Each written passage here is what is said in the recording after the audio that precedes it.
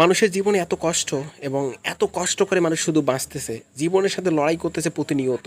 তাদের মূলত গলা সমান পানি, এই পানি সাঁতরিয়ে তারা এপার থেকে ওই পারে পার হচ্ছে এই মাথায় করে ভুট্টার খড়ি নিয়ে।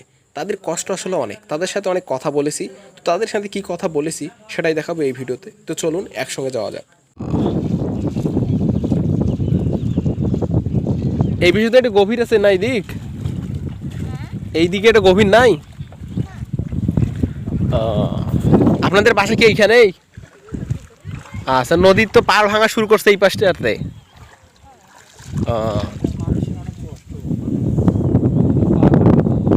হয়, নদী এলাকার মানুষের কষ্ট, তাই না?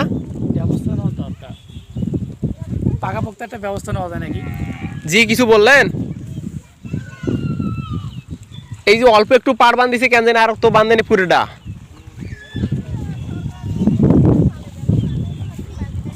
ও মানে সরকারের জন্য কাজটা বেড়ে গেছে নাকি?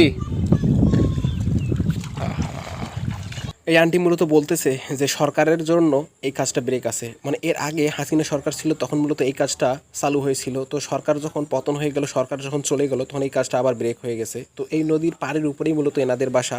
এনারা মূলত ভুট্টার কুড়ি সংগ্রহ করার জন্য নদীর এই পার থেকে ওই পারে চলে আসছিল। তো আপনারা দেখতেই পাচ্ছেন তারা মূলত নদীর এ পাশ থেকে ওই পাশে পার হয়ে যাচ্ছে। তাদের গলা সমান পানি, এমনকি খড়ি পর্যন্ত ভিজে যাচ্ছে।